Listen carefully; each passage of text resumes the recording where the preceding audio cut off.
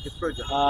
বিষয় হচ্ছে ছাত্রলীগ কিন্তু ছাত্রদের সংগঠন, শুধুমাত্র ছাত্রদের নয়, বাংলাদেশের সর্ববৃহৎ, এমনকি উপমহাদেশের সর্ববৃহৎ ছাত্র সংগঠন।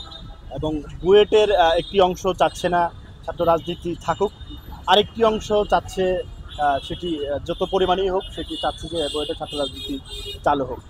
আমার মনে হয়, যেটা আমি বিশ্বাস করি বা আমরা মনে করি ছাত্রলীগের জায়গা থেকে, যে বাংলাদেশ রাষ্ট্রে আপনার নতুন একটি ধারণা এসেছে, স্টেম মৌলবাদ নিয়ে একটি ধারণা এসেছে। সায়েন্স, টেকনোলজি, ইঞ্জিনিয়ারিং এবং ম্যাথমেটিক্সের যারা স্টুডেন্ট, এরা তাদের এই ডিপার্টমেন্টগুলোর বাইরে গিয়ে অন্য কোনো কিছু নিয়ে তারা ভাবতে রাজি নয়।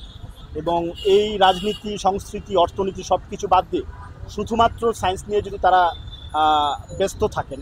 আমরা অতীতে দেখেছি, আমরা হোলি আর্টিজেনের হামলা দেখলাম। এই হোলি আর্টিজেনের হামলায় কিন্তু এই ঘরানার শিক্ষার্থীরা সম্পৃক্ত ছিল। তো বুয়েটে আমি তর্কের খাতিরে ধরে নিলাম যে বুয়েটে সাংগঠনিক ছাত্র রাজনীতির প্রয়োজন নেই।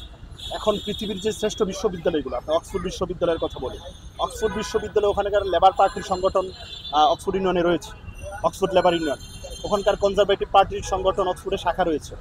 আপনার অক্সফোর্ড ডিবেট ইউনিয়ন নামে বিশাল বড় সংগঠন ওখানে রয়েছে। এবং অক্সফোর্ড বিশ্ববিদ্যালয়ে আপনার রেজিস্ট্রিকৃত 400-রও বেশি সংগঠন রয়েছে, যারা ইংল্যান্ডের রাজনীতি, অর্থনীতি নিয়ে বিভিন্ন সময় সোচ্চার হয়, যারা বিশ্ব রাজনীতি নিয়ে সোচ্চার হয়। চলমান ফিলিস্তিন ইস্যুতে উন্নত বিশ্ববিদ্যালয়ের ছাত্রদের যে বিক্ষোভ, এটি দেখলে আপনারা বুঝবেন যে তারা ঠিক যতটা মেধাবী ততটাই দেশ, রাষ্ট্র, মানুষের অধিকার, রাজনীতি, অর্থনীতি এগুলো নিয়ে সচেতন।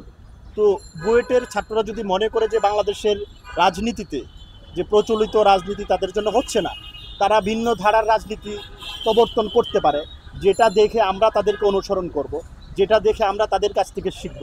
কিন্তু তারা এটা বলতে পারে না যে বুয়েটে রাজনীতির প্রয়োজন নেই। তারা পৃথিবীর কোনো দেশে, কোনো বিশ্ববিদ্যালয়ে একটা এক্সাম্পল দেখাতে পারবে না যে ওই দেশে রাজনীতি নেই। বুয়েট তো ওয়ার্ল্ড র্যাঙ্কিংকে 1000-এর আশেপাশে থাকে। এর আগে 999টি বিশ্ববিদ্যালয় আছে পৃথিবীতে। অক্সফোর্ড, MIT, হার্ভার্ডের মতো বিশ্ববিদ্যালয় রয়েছে। সব বিশ্ববিদ্যালয়ে সাংগঠনিক রাজনীতি আছে, তাদের রাজনীতির কাঠামো ভিন্ন, আমাদের চেয়ে ভিন্ন ধরনের। বুয়েট যদি মনে করে বাংলাদেশের প্রচলিত ছাত্র রাজনীতি তাদের জন্য উপযুক্ত নয়, তারা আন্তর্জাতিক মানের ছাত্র রাজনীতি চালু করুক, তারা নিজেরা উদ্যোগ নিয়ে চালু করুক। আমরা তাদের কাছ থেকে দেখে শিখি যে এইভাবে ছাত্র রাজনীতি করতে হয়, আমরা তাদেরকে অনুসরণ করি। দেশের মানুষ বলুক যে রাজনীতি বুয়েট যেটা করছে সেটা হচ্ছে ছাত্র রাজনীতি। কিন্তু ছাত্র রাজনীতির প্রয়োজন নেই, এটি একটি আমার মনে হয়, আমি যেটা বললাম যে স্টেম মৌলবাদ, যারা হচ্ছে এই সায়েন্সের বাইরে কোনো কিছু নিয়ে ভাবে না, এই ধরনের একটা মৌলবাদিতাপূর্ণ দাবি, যেটা আসলে দেশের জন্য ভবিষ্যতে অনেক বড় ক্ষতির কারণ হবে।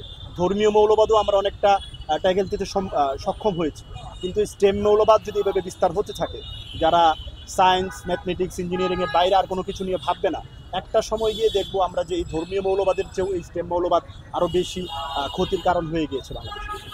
তো আমাদের যেটা দাবি সেটা হচ্ছে পরিমিতভাবে হলেও বুয়েটের ছাত্ররা তাদের নিজেদের মতো করে হলেও তারা রাজনীতি চালু করুক, আমরা সেটা দেখে শিখি।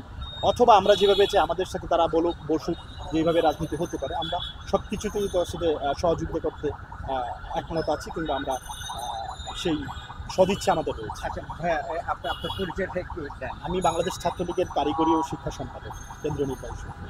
Thank you. নামটা কি? আমার নাম SM রাকিব সিরাজ। থ্যাংক